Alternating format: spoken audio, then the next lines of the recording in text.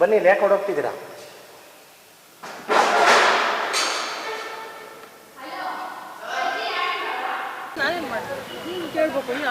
ಅವ್ರನ್ನ ಕೇಳ್ತಿದ್ರೆ ಯಾಕೆ ಓಡೋಗ್ತಿದ್ದಾರೆ? ಅಲ್ಲಮ್ಮ, ನೀವು ಕೇಳ್ತಿದ್ರೆ ಯಾಕೆ ಓಡೋಗ್ತಿದ್ದೀರಾ? ಏನು ಕರೆಸ್ತೀರಾ? ಹಾಂ, ಯಾರನ್ನ ಕರೆಸ್ತೀರಾ? ನಿಂತ್ಕೊಂಡು ಯಾಕೆ? ಇಲ್ಲ ಮೇಡಮ್, ಕರೆಸ್ತೀನಿ ಅಂಕಲ್ ಬರ್ತಾರೆ. ಯಾರನ್ನ ಕರೆಸ್ಬಿಡು, ಕೂತ್ಕೊಂಡು ಮಾತಾಡೋದು. ಏನು ಕೇಳ್ತಾರೋ ಅದು ಕಾನ್ಸೆಪ್ಟ್ ಮಾಡು, ಅದರಲ್ಲಿ ಏನೈತೆ? ಏನಕ್ಕೆ ನನ್ನ ತೆಗಿತಾ ಇದ್ದೀರಾ? ಇಲ್ಲ ಇಲ್ಲ ಇಲ್ಲ ಇಲ್ಲ. ಯಾಕೆ ಮೊಬೈಲ್ ಯಾಕೆ ಮುಟ್ತಿದ್ದೀರಾ? ಹುಡುಗಿಗೆ ಆಲ್ರೆಡಿ ಹೇಳಿದ್ದೀನಿ ಬರಬೇಡ ಅಂತ. ಹುಡುಗಿ ಮತ್ತೆ ಬರೋದಾದ್ರೆ ನಾನು ನಿಯಮಾನುಸಾರ ಕಾನೂನು ಕ್ರಮ ಏನು ತಗೋಬೇಕು ಅದು ತಗೋತೀನಿ.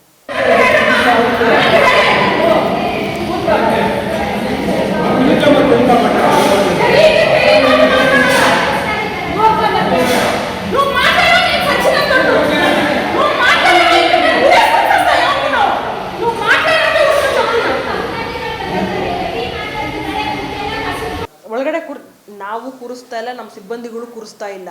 ಅವರೇ ಬಂದು ನಮ್ದು ಇದು ನಾನು ಕೆಲಸ ಮಾಡ್ತೀನಿ ಇಲ್ಲಿ ಅನ್ನೋದು ಒಂದು ದುಂಡವರ್ತನೆ ಮಾಡಿ ಇಲ್ಲಿ ಮಾಡ್ತಾ ಇದ್ದಾರೆ. ಈಗ ಮಗುವಿನ ಭಾಗ್ಯಕ್ಕಾಗಿ ಹರಕೆ ಹೊತ್ತು ಐತಿಹಾಸಿಕ ಭೋಗನಂದೀಶ್ವರನ ದರ್ಶನಕ್ಕೆ ಬಂದ ಕುಟುಂಬ ಹರಕೆ ತೀರಿಸಿ ಅನ್ನ ಸಂತರ್ಪಣೆಯಲ್ಲಿ ಪ್ರಸಾದ ಸ್ವೀಕರಿಸಲು ಕುಳಿತಿದ್ದ ವೇಳೆ ಎದುರಾದದ್ದು ಮಾತ್ರ ಕಹಿ ಅನುಭವ. ಆಂಧ್ರ ಮೂಲದ ಈ ಕುಟುಂಬ ಶ್ರೀಶೈಲಂಗೆ ತೆರಳಿ ಹರಕೆ ತೀರಿಸಲು ಸಾಧ್ಯವಾಗದ ಹಿನ್ನೆಲೆಯಲ್ಲಿ ಭೋಗನಂದೀಶ್ವರನನ್ನೇ ನಂಬಿಕೊಂಡಿತ್ತು ಎನ್ನಲಾಗಿದೆ. ಹರಕೆ ಫಲಿಸಿ ಮಗು ಜನಿಸಿದ ಬಳಿಕ ದೇವಸ್ಥಾನಕ್ಕೆ ಆಗಮಿಸಿದ ಕುಟುಂಬಕ್ಕೆ ಅನ್ನ ಸಂತರ್ಪಣೆ ವೇಳೆ ಪ್ರಸಾದ ಪಡೆಯುವ ಸಂದರ್ಭದಲ್ಲಿ ಸಮಸ್ಯೆ ಎದುರಾಗಿದೆ. ತಟ್ಟೆಗೆ ಪ್ರಸಾದ ಹಾಕಿಸಿಕೊಳ್ಳುತ್ತಿದ್ದ ವೇಳೆ ಜಾನ್ಸಿ ಎಂಬ ಮಹಿಳೆ ಏಕಾಏಕಿ ಪ್ರಸಾದದ ತಟ್ಟೆಯನ್ನ ಕಿತ್ತು ಎಸೆದಿದ್ದಾರೆ ಎಂಬ ಆರೋಪ ಕೇಳಿಬಂದಿದೆ.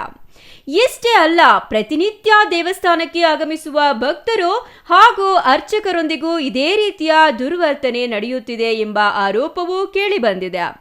ಘಟನೆ ಬಗ್ಗೆ ಮಾಹಿತಿ ತಿಳಿದು ವರದಿ ಮಾಡಲು ತೆರಳಿದ್ದ ಮಾಧ್ಯಮ ಪ್ರತಿನಿಧಿಗಳೊಂದಿಗೂ ಮಹಿಳೆ ಹಾಗೂ ಆಕೆಯ ತಾಯಿ ಅಧಿಕಾರಿಗಳ ಸಮ್ಮುಖದಲ್ಲೇ ವಾಗ್ವಾದ ನಡೆಸಿ ದೌರ್ಜನ್ಯ ಎಸಗಿದ್ದಾರೆ ಎಂದು ಆರೋಪಿಸಲಾಗಿದೆ. ಈ ಎಲ್ಲಾ ಬೆಳವಣಿಗೆಗಳಿಂದ ಆಕ್ರೋಶಗೊಂಡ ಸಂತ್ರಸ್ತೆಯ ಪುತ್ರ ಸಾಮಾಜಿಕ ಜಾಲತಾಣದಲ್ಲಿ ವಿಡಿಯೋ ಹಂಚಿಕೊಂಡು ದೇವಸ್ಥಾನದ ಆಡಳಿತ ಮಂಡಳಿ ವಿರುದ್ಧ ಅಸಮಾಧಾನ ಹೊರಹಾಕಿದ್ದಾರೆ. ನಮಸ್ಕಾರ, ನನ್ನ ಹೆಸರು ಜೋಶಿತ್. ನಾವು ಚಿಕ್ಕಬಳ್ಳಾಪುರಲ್ಲಿ ಒಂದು 10 ವರ್ಷದಿಂದ ಇರ್ತಾಯಿದ್ವಿ. ನಮ್ಮ ತಂದೆಯವರು ಕೆಲಸಕ್ಕಂತ ನಾವು ಆಂಧ್ರದಿಂದ ಶಿಫ್ಟ್ ಆಗಿದ್ದೀವಿ ಚಿಕ್ಕಬಳ್ಳಾಪುರ. ಶ್ರೀ ಭೋಗನಂದೀಶ್ವರ ಟೆಂಪಲ್ಗೆ, ದೇವಸ್ಥಾನಕ್ಕೆ ನಾವು 10 ವರ್ಷದಿಂದನೂ ಹೋಗ್ತಾಯಿದ್ದೀವಿ ರೆಗ್ಯುಲರಾಗಿ. ಅಲ್ಲಿರೋ ಅರ್ಚಕರು ಮತ್ತು ಸಿಬ್ಬಂದಿ ಎಲ್ಲರೂ ಒಳ್ಳೆಯವರು ಪರಿಚಯ.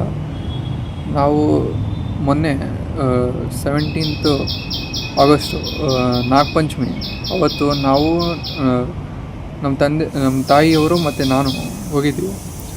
ದರ್ಶನ ಆಯಿತು, ಒಳ್ಳೆ ಎಲ್ಲ ಆಯಿತು, ಮುಗಿಸ್ಕೊಂಡಿದ್ವಿ. ಆಮೇಲೆ ಅಲ್ಲಿ ಕೆಲಸ ಮಾಡೋವರು ಮೇಡಮು ಹೇಳಿದರು ಪ್ರಸಾದ ತಿನ್ನೋಗಿ ಒಳ್ಳೆ ಆಗುತ್ತಂತ.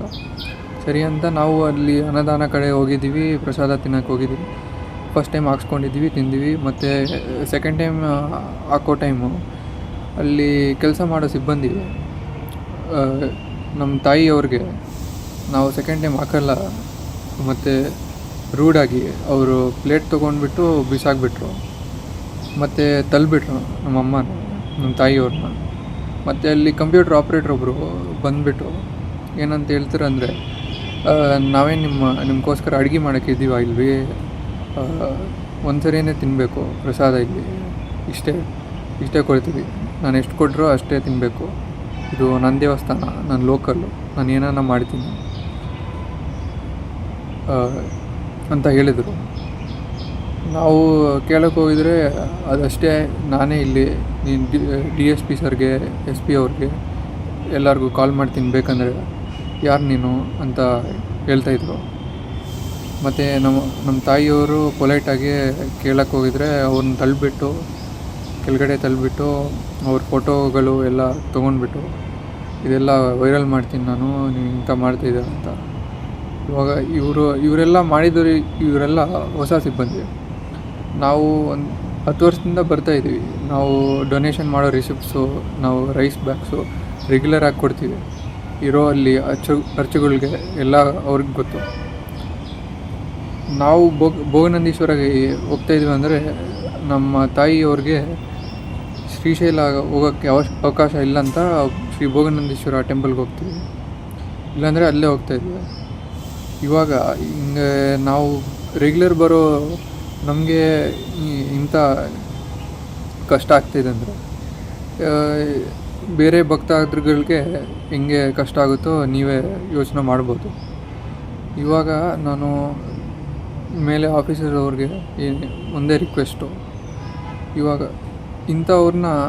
ಇಂಥ ಸಿಬ್ಬಂದಿನ ನಾವು ಇಟ್ಕೊಂಡು ದೇವಸ್ಥಾನನೇ ನಡೆಯೋಕ್ಕಾಗಲ್ಲ.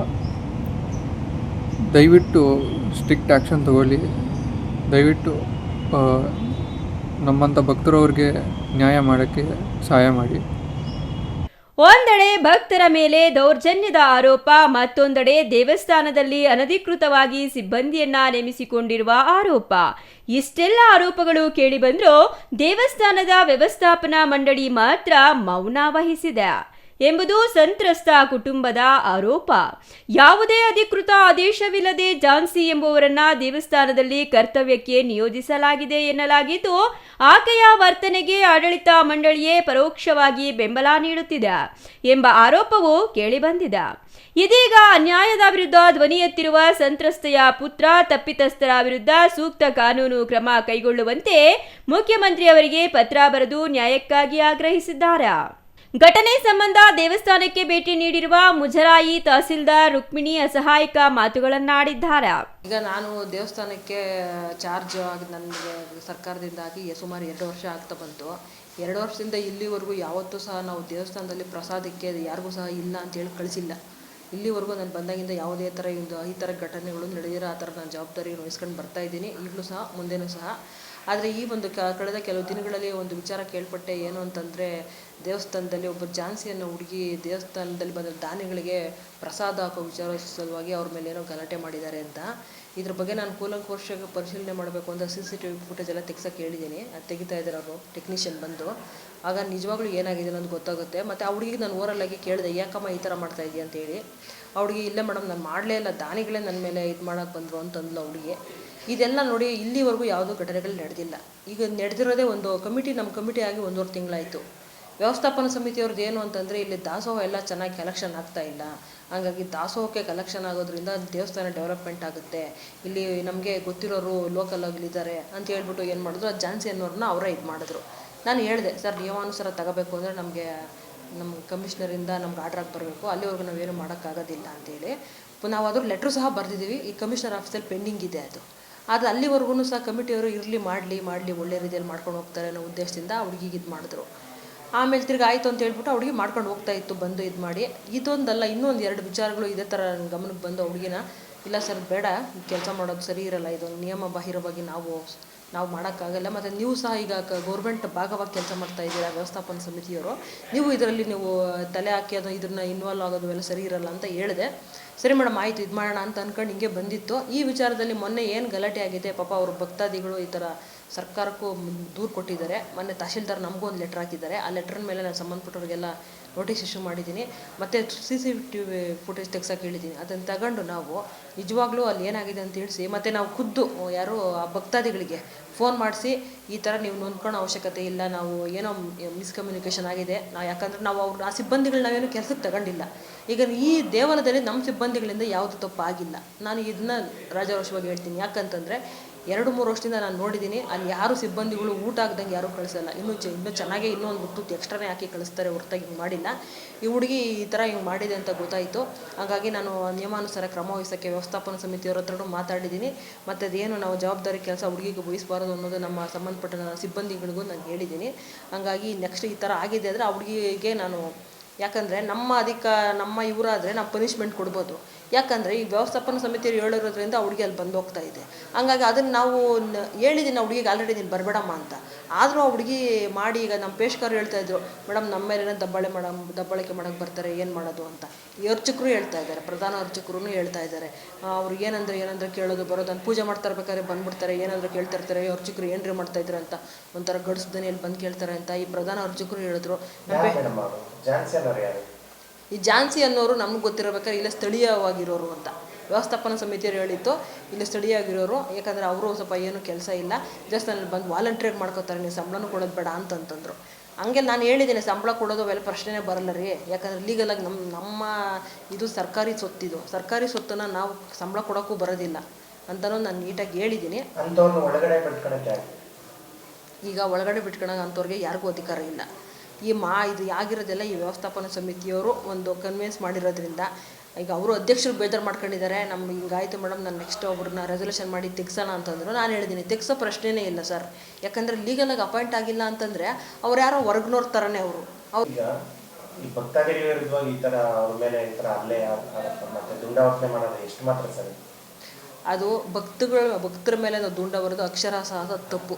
ಯಾಕಂದರೆ ದಾನಿಗಳು ಅನ್ನೋದಕ್ಕಿಂತ ಭಕ್ತಾದಿಗಳು ಎಷ್ಟೋ ದೂರದಿಂದ ಬರ್ತಾರೆ, ಎಷ್ಟೋ ಪಾಪ ದೇವ್ರ ಮೇಲೆ ಭೋಗನಂದೀಶ್ವರ ದೇವಸ್ಥಾನ ಇದೆ ಚಿಕ್ಕಬಳ್ಳಾಪುರದಲ್ಲಿ ಪ್ರಸಿದ್ಧಿ, ಭಕ್ತಿಯಿಂದ ಇಲ್ಲಿಗೆ ಬಂದರೆ ನಮ್ಮ ಎಷ್ಟೋ ಬೇಡಿಕೆಗಳು ಈಡೇರುತ್ತವೆ ಅನ್ನೋ ಉದ್ದೇಶದಿಂದ ಬರ್ತಾರೆ. ಮತ್ತು ಕೆಲವೊಂದು ಸತಿ ದೇವಸ್ಥಾನಕ್ಕೆ ಅವರು ಎಷ್ಟು ಕೊಡುಗೆ ರೂಪದಲ್ಲಿ ಎಷ್ಟು ಬೇಕಾದರೂ ಕೊಡೋಕೆ ರೆಡಿ ಇರ್ತಾರೆ. ಅಂಥವ್ರ ದಾನಿಗಳ ಮೇಲೆ ಅಥವಾ ದೇವಸ್ಥಾನದ ಒಂದು ಭಕ್ತಾದಿಗಳ ಮೇಲೆ ಆ ಥರ ನಾವು ಕೆಟ್ಟನಾಗಲ್ಲ ಜೋರು ಮಾತಾಡೋದೇ ತಪ್ಪು. ಆ ಥರ ಮಾತಾಡೋದು ಮಾಡೋಕ್ಕೆ ಹೋಗಬಾರ್ದು. ಯಾಕಂದರೆ ಒಂದು ಪ್ರಸಿದ್ಧವಾದ ಸ್ಥಳ, ನಾವು ಎಲ್ಲರೂ ಬಂದವ್ರನ್ನೆಲ್ಲ ಎಷ್ಟೇ ಜನ ಅಂಥ ಶ್ರಾವಣ ಮಾಸ ಜಾತ್ರೆಗಳಲ್ಲೆಲ್ಲ ಎಷ್ಟೊಂದು ಕ್ರೌಡ್ ಇರುತ್ತೆ. ಅಂಥ ಸಂದರ್ಭದಲ್ಲೂ ನಾವೇ ಇದ್ರೂ ಅವ್ರನ್ನ ಒಂದು ಒಳ್ಳೆ ರೀತಿಯಲ್ಲಿ ನಡೆಸ್ಕೊಂಡು ಕಳಿಸೋದ್ರಲ್ಲಿ ನಾವು ಇದು ಮಾಡ್ತೀವಿ. ಬಟ್ ಈ ಥರ ಆಗಬಾರ್ದು. ಎಷ್ಟು ಮಾತ್ರ ಸರಿ ಮೇಡಮ್ ದುಂಡಾವರ್ತನೆ ಮಾಡಿರೋದು ತಪ್ಪು. ಅದು ಎಲ್ಲಿ ಯಾವ ಥರ ಇವರು ಕಮ್ಯುನಿಕೇಟ್ ಆಗಿದ್ದಾರೆ ಮತ್ತು ಅವರು ಹೆಂಗೆ ಬಂದಿದ್ದಾರೆ ಅನ್ನೋದನ್ನು ನಾನು ಪರಿಶೀಲನೆ ಮಾಡೋಕ್ಕೆ ಹೇಳಿದ್ದೀನಿ. ನಾವೇನೋ ಅವ್ರನ್ನ ಇಟ್ಕೊಂಡೇ ಇಲ್ಲ. ಈಗ ನಾವು ಆಲ್ರೆಡಿ ಅವ್ರಿಗೆ ಹೇಳಿದ್ದೀವಿ, ನೀವು ಬರೋದು ತಪ್ಪು, ನೀವೇನಾದರೂ ಇನ್ನೂ ಬಂದಿದ್ದೆ ಆದರೆ ಈಗ ನಮ್ಮ ಮೇಲೆ ನೀವ್ಯಾರು ಕೇಳೋಕ್ಕೆ ಅಂತ ನಮ್ಮ ಮೇಲೆ ಅವರು ನಮ್ಮ ಪೇಶ್ಕಾರ್ ಮೇಲೆಲ್ಲ ಕೇಳಿದಾರಂತೆ. ಅವರು ನೀವ್ಯಾರು ಕೇಳೋಕ್ಕೆ, ನಾನು ಇಲ್ಲೇ ಇರ್ತೀನಿ ಅಂತ ಟೇಬಲ್ ಕುಟ್ಟಿ ಕೇಳ್ತಾಳೆ ಮೇಡಮ್, ನಾನು ಏನು ಮಾಡೋದು ಅಂತ ಪೇಶ್ಕರ್ ಹೇಳಿದ್ದಾರೆ. ನಾನು ಹೇಳಿದಾಗ ಹುಡುಗಿ ಸುಮ್ಮನೆ ಇರ್ತಾರೆ, ಏನು ನನ್ನ ಮೇಲೆ ಏನು ಇದು ಮಾಡಿಲ್ಲ, ಸುಮ್ಮನೆ ನಮ್ಮನೆ ದೇವಸ್ಥಾನಕ್ಕೆ ಹೋಗಿದ್ದೆ, ಅಧ್ಯಕ್ಷರನ್ನ ಕೂತ್ಸ್ಕೊಂಡು ಕೇಳಿದೆ ನಾನು, ನೋಡಿ ಸರ್ ಹಿಂಗೆ ಮಾಡ್ತಾಯಿದ್ರೆ ಸರಿ ಇರಲ್ಲ, ಬೇಡ ನಮ್ಗೆ ಅಂಥ ಅವಶ್ಯಕತೆ ಏನೈತೆ, ಇರೋದ್ರಲ್ಲಿ ಮ್ಯಾನೇಜ್ ಮಾಡ್ಕೊಂಡು ಹೋಗೋಣ ಅಂತ ನಾನು ಹೇಳಿದೆ. ನಾವು ಇಟ್ಕೊಂಡಿಲ್ಲ ನಾವು, ಯಾಕಂದರೆ ನಾವು ಅಧಿಕೃತವಾಗಿ ಅವ್ರನ್ನ ಅಪಾಯಿಂಟೇ ಮಾಡ್ಕೊಂಡಿಲ್ಲ. ಒಳಗಡೆ ನಾವು ಕೂರಿಸ್ತಾ ಇಲ್ಲ, ನಮ್ಮ ಸಿಬ್ಬಂದಿಗಳು ಕೂರಿಸ್ತಾ ಇಲ್ಲ, ಅವರೇ ಬಂದು ನಮ್ದು ಇದು ನಾನು ಕೆಲಸ ಮಾಡ್ತೀನಿ ಇಲ್ಲಿ ಅನ್ನೋದು ಒಂದು ದುಂಡಾವರ್ತನೆ ಮಾಡಿ ಇಲ್ಲಿ ಮಾಡ್ತಾ ಇದ್ದಾರೆ. ಈಗ ನಾವು ನಿಯಮಾನುಸಾರ ಅವ್ರನ್ನ ಹೊರಗುತ್ತಿಗೆಯಲ್ಲಿ ತಗೊಂಡಿದ್ದೀವಿ. ನಿಶ್ಚಿತ ಅಂತ ಒಬ್ಬ ಹುಡುಗಿ, ಆ ಹುಡುಗಿಗೆ ಮೇ ಬಿ ಇನ್ನೊಂದು 2 months ಆ ಹುಡುಗಿದು ಅವಧಿ ಮುಗ್ದೋಗುತ್ತೆ, 1 ವರ್ಷಕ್ಕೆ ಮಾತ್ರ ತಗೊಳೋದು ನಾವು. ಅವ್ರನ್ನ ತಗೊಂಡಿದ್ದೀವಿ, ಆದ್ರೂ ಸಹ ನಾನು ಅದು ಕಮಿಟಿ ಏನು ಆದರೂ ಹೇಳ್ತಾ ಇದ್ದೀನಿ, ಆಲ್ರೆಡಿ ಒಬ್ಬರನ್ನ ತಗೊಂಡಿದ್ದೀರಿ, ಇನ್ನೊಬ್ರು ತಗೊಳಕ್ಕೆ ಅವಕಾಶ ಇಲ್ಲ ಅಂತ. ಅವಕಾಶ ಇಲ್ದಿದ್ರೂ ಸಹ ಎಲ್ಲರೂ ಸಹ ಎಷ್ಟು 9 ಜನ 8 ಜನ ಇದ್ದಾರೆ ಅರ್ಚಕರು ಸೇರಿ, ಎಲ್ಲರೂ ಇಲ್ಲ ಇವ್ರು ಚೆನ್ನಾಗಿ ಮಾಡ್ತಾರೆ ಹಂಗೆ ಹಿಂಗೆ ಅಂತ ನಮ್ಗೆ ಇದು ಮಾಡಿ ನಾವು ಹೇಳಿದ್ರೆ, ನೋಡಿ ಸರ್ ಈಗ 1000 ಜನ ದೇವಸ್ಥಾನಕ್ಕೆ ಬರ್ತಾರೆ ಹೋಗ್ತಾರೆ, ನೋಡಿ ನಾವು ದುಡ್ಡು ಕೊಡೋದಲ್ಲ, ಈ ಥರ ಹೆಚ್ಚು ಕಡಿಮೆ ಆದಾಗ ಯಾರು ಜವಾಬ್ದಾರಿ ಹೊತ್ಕೊಂತಾರೆ ಅಂತಲೂ ನಾನು ಮಾತಾಡಿದ್ದೀನಿ. ಆದರೂ ಅವರು ಯಾವುದು ನಮ್ಮನ್ನು ಗಮನಕ್ಕೆ ತಗೊಂಡೇನೆ ಇಲ್ಲ ನಮ್ಮ ಮಾಡೋದೇ ಸರಿ ಅನ್ನೋ ಉದ್ದೇಶಕ್ಕೆ ಮಾಡಿದ್ರು. ಈಗ ಈ ಪರಿಸ್ಥಿತಿ ಹೀಗಾಗಿದೆ, ಮುಂದೇನು ಕ್ರಮ ಇಲ್ಲ. ನನಗೆ ಆ ಹುಡುಗಿಗೆ ಆಲ್ರೆಡಿ ಹೇಳಿದ್ದೀನಿ ಬರಬೇಡ ಅಂತ, ಆ ಹುಡುಗಿ ಮತ್ತೆ ಬರೋದಾದ್ರೆ ನಾನು ನಿಯಮಾನುಸಾರ ಕಾನೂನು ಕ್ರಮ ಏನು ತಗೋಬೇಕು ಅದು ತಗೋತೀನಿ. ಪುರಾಣ ಪ್ರಸಿದ್ಧ ಐತಿಹಾಸಿಕ ಹಿನ್ನೆಲೆಯುಳ್ಳ ಭಕ್ತರ ಪಾಲಿನ ಪವಿತ್ರ ಕ್ಷೇತ್ರ ಭೋಗನಂದೀಶ್ವರ ದೇವಸ್ಥಾನ ಇಂತಹ ಧಾರ್ಮಿಕ ಕ್ಷೇತ್ರದಲ್ಲಿ ಭಕ್ತರಿಗೆ ನೀಡುವ ಅನ್ನ ಪ್ರಸಾದದ ತಟ್ಟೆಯನ್ನೇ ಕಿತ್ತು ಎಸೆದ ಆರೋಪ ಇದೀಗ ಭಕ್ತ ವೃಂದದಲ್ಲಿ ಬೇಸರ ಹಾಗೂ ಆಕ್ರೋಶಕ್ಕೆ ಕಾರಣವಾಗಿದೆ. ಅನ್ನದಾಸೋಹದಂತಹ ಪವಿತ್ರ ಕಾರ್ಯದ ವೇಳೆ ಭಕ್ತರೊಂದಿಗೆ ದುರ್ವರ್ತನೆ ನಡೆದಿದ್ರೆ ಅದು ದೇವಸ್ಥಾನದ ಘನತೆಗೆ ಧಕ್ಕೆ ತರುವಂತಹ ಸಂಗತಿ ಎಂಬುದು ಭಕ್ತರ ಅಭಿಪ್ರಾಯ. ಅದರಲ್ಲೂ ಆರೋಪ ಎದುರಿಸುತ್ತಿರುವ ಮಹಿಳೆ ನಿಜವಾಗಿಯೂ ಅಧಿಕೃತ ಸಿಬ್ಬಂದಿಯೇ? ಅವರನ್ನ ದೇವಸ್ಥಾನದಲ್ಲಿ ಕರ್ತವ್ಯಕ್ಕೆ ನೇಮಿಸಿದವರು ಯಾರು? ಅಧಿಕೃತ ಆದೇಶವಿಲ್ಲದೆ ಸಿಬ್ಬಂದಿಯನ್ನ ನೇಮಿಸಿಕೊಳ್ಳಲು ಅವಕಾಶ ನೀಡಿದವರು ಯಾರು? ಭಕ್ತರ ಮೇಲಿನ ದೌರ್ಜನ್ಯದ ಆರೋಪಗಳ ಬಗ್ಗೆ ಆಡಳಿತ ಮಂಡಳಿ ಕೈಗೊಂಡಿರುವ ಕ್ರಮವೇನು? ಈ ಎಲ್ಲ ಪ್ರಶ್ನೆಗಳಿಗೆ ದೇವಸ್ಥಾನದ ಆಡಳಿತ ಮಂಡಳಿ ಹಾಗೂ ಸಂಬಂಧಪಟ್ಟ ಅಧಿಕಾರಿಗಳು ಸ್ಪಷ್ಟ ಉತ್ತರ ನೀಡಬೇಕಿದೆ. ಭಕ್ತರ ನಂಬಿಕೆಯ ಕೇಂದ್ರವಾಗಿರುವ ಭೋಗನಂದೀಶ್ವರ ದೇವಸ್ಥಾನದಲ್ಲಿ ಇಂತಹ ಘಟನೆಗಳು ಮರುಕಳಿಸದಂತೆ ಸೂಕ್ತ ಕ್ರಮ ಕೈಗೊಳ್ಳಬೇಕು ಎಂಬುದು ಭಕ್ತರ ಒತ್ತಾಯ. ನನ್ನ ಹೆಸರು ರಾಮಚಂದ್ರ ಅಂತ, ಇಲ್ಲಿ ನಾವು ಅಧ್ಯಕ್ಷರಾಗಿದ್ರಿ ಕಮಿಟಿಯಲ್ಲಿ, ಭೋಗನಂದೀಶ್ವರ ಕಮಿಟಿನಲ್ಲಿ. ಅವತ್ತು ನಾನು ಆ್ಯಕ್ಚುಲಿ ಇಲ್ಲಿ ಇರಲಿಲ್ಲ. ಅವತ್ತು ಏನೋ ಒಂದು ಯಾರೋ ಭಕ್ತಾದರು ಬಂದರೆ ಊಟ ಬಡಿಸೋ ಬಗ್ಗೆ ಇಲ್ಲಿ ಯಾರೋ ಒಬ್ಬರನ್ನ ಟೆಂಪ್ರವರಿ ನೇಮಿಸ್ಕೊಂಡಿದ್ರಿ. ಆ ಎಮ್ಮನೇನೋ ಗಲಾಟೆ ಮಾಡಿದ್ಲಂತೆ. ಅದು ನನ್ನ ಗಮನಕ್ಕೂ ಬಂತು. ಆಮೇಲೆ ಎಲ್ಲ ನಮ್ಮ ಕಮಿಟಿಂಗ್ ಕರೆದು ಅದು ಏನೋ ಒಂದು ಮಾತಾಡಿ ಅವ್ರನ್ನ ಬಗೆಹರಿಸೋಣ ಅಂದ್ಬಿಟ್ಟು ಇವತ್ತು ಮೀಟಿಂಗ್ ಕರೆದಿದ್ದೀನಿ ಇವತ್ತು. ಅಲ್ಲ ಸರ್, ಅವರು ಅಂದರೆ ಇದ್ದವ್ರನ್ನ ಇಡೋದ್ರಿಂದ ಭಕ್ತಾದಿಗಳು ಗೊತ್ತಿರುತ್ತದೆ ಸರ್, ಮೊದಲು ಏನು ಗೊತ್ತಿರ್ತದೆ ಇಂಥವ್ರು ಅಂತ ನಮ್ಗೇನು ಗೊತ್ತಿದ್ರೆ ನಾವು ಸೇರಿಸ್ಕೊಂತಾನೆ ಇರಲಿಲ್ಲ ಮುಂಚೆ. ಈ ಥರ ಆತೈತೆ ಅಂತ ಯಾರಿಗೆ ಗೊತ್ತು ಮುಂಚೆ? ಲಕ್ಷಾಂತರ ಜನ ಬರ್ತಾರೆ. ನಮಗಿನ್ನ ಅವ್ರಿಗೇನು ಯಾರಿಗೂ ಅವರು ಒಬ್ಬರು ಅಂದರೆ ನಮಗೆಲ್ಲ ಮಾನವದ, ನಮ್ಮ ಕಮಿಟಿಗೆ ಮಾನವದ. ಅದೇ ಈ ಥರ ಏನೋ ಅನ್ನ ಹಾಕ್ಸ್ಕೊಳಕ್ಕೆ ಹೋದ್ರೆ ಅಂತ 2ನೇ ಟೈಮು ಹಾಕೋಕ್ಕಾಗಲ್ಲ ಅಂತೇಳಿ ಏನೋ ಇಬ್ಬರು ಗಲಾಟೆ ಮಾಡ್ಕೊಂಡಿದ್ದಾರೆ. ಅಲ್ಲೇ ಏನು ಇಲ್ಲ, ನಾನು ಕೇಳಿದೆ, ವಿಚಾರಿಸಿದೆ, ಹೋಗಿದೆ ಅಂತ ನನಗೂ ಗೊತ್ತಾಯಿತು. ಆಮೇಲೆ ಏನೋ ಮಾತಾಡೋಣ ಅಂತ ಅದಕ್ಕೆ ಇವತ್ತು ತುರ್ತು ಸಭೆ ಕರೆದು ಇವತ್ತು ತೀರ್ಮಾನ ಮಾಡಿ ಏನೋ ಒಂದು ಡಿಸೈಡ್ ಮಾಡ್ತೀವಿ. 10 ದಿವಸ ಅದೇ ಅದಕ್ಕೆ ಇವಾಗ ಅರ್ಜೆಂಟಾಗಿ ಕರೆದಿರೋದು, ಇನ್ನು ಟೈಮ್ ಇತ್ತು, ಅದಕ್ಕೋಸ್ಕರಗೆ ಇವತ್ತು ಮೀಟಿಂಗ್ ಕರೆದಿರೋದು.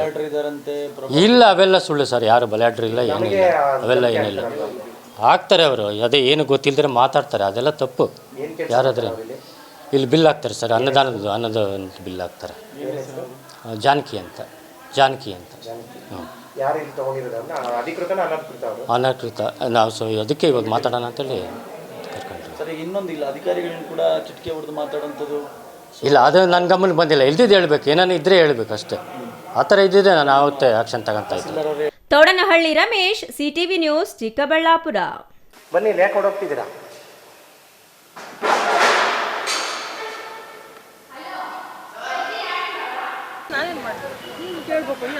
ಅವ್ರನ್ನ ಕೇಳ್ತಿದ್ರೆ ಯಾಕೆ ಓಡೋಗ್ತಿದ್ದಾರೆ? ಅಲ್ಲಮ್ಮ, ನೀವು ಕೇಳ್ತಿದ್ರೆ ಯಾಕೆ ಓಡೋಗ್ತಿದ್ದೀರಾ? ಏನು ಕರೆಸ್ತೀರಾ? ಹಾಂ, ಯಾರನ್ನ ಕರೆಸ್ತೀರಾ? ನಿಂತ್ಕೊಂಡು ಯಾಕೆ? ಇಲ್ಲ ಮೇಡಮ್, ಕರೆಸ್ತೀನಿ. ಅಂಕಲ್ ಬರ್ತೀನಿ. ಯಾರನ್ನ ಕರ್ಸಬಿಡು, ಕೂತ್ಕೊಂಡು ಮಾತಾಡೋದು. ಏನು ಕೇಳ್ತಾರೋ ಅದಕ್ಕೆ ಆನ್ಸರ್ ಮಾಡು, ಅದರಲ್ಲೇ ಐತೆ. ಏನಕ್ಕೆ ನಮ್ಮ ತೆಗಿತಾ ಇದ್ದೀರಾ? ಇಲ್ಲ ಇಲ್ಲ ಇಲ್ಲ ಇಲ್ಲ. ಯಾಕೆ ಮೊಬೈಲ್ ಯಾಕೆ ಮುಟ್ತಿದ್ದೀರಾ? ಹುಡುಗಿಗೆ ಆಲ್ರೆಡಿ ಹೇಳಿದ್ದೀನಿ ಬರಬೇಡ ಅಂತ. ಹುಡುಗಿ ಮತ್ತೆ ಬರೋದಾದ್ರೆ ನಾನು ನಿಯಮಾನುಸಾರ ಕಾನೂನು ಕ್ರಮ ಏನು ತಗೋಬೇಕು ಅದು ತಗೋತೀನಿ.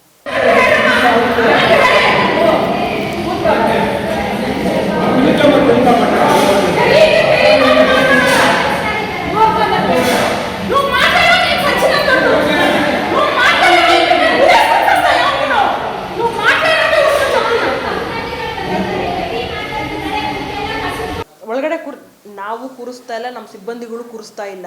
ಅವರೇ ಬಂದು ನಮ್ದು ಇದು ನಾನು ಕೆಲಸ ಮಾಡ್ತೀನಿ ಇಲ್ಲಿ ಅನ್ನೋದು ಒಂದು ದುಂಡ ವರ್ತನೆ ಮಾಡಿ ಇಲ್ಲಿ ಮಾಡ್ತಾ ಇದ್ದಾರೆ ಈಗ.